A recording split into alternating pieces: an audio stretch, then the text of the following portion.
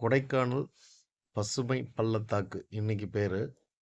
இதெல்லாம் முன்னாடி ஒரு காலத்துல எனக்கு ஒரு 20, 22 வயசுல நான் போகும்போதெல்லாம், இந்த கேட் கம்பிலாம் கிடையாதுங்க. ரொம்ப ஓப்பனா இருந்துச்சு.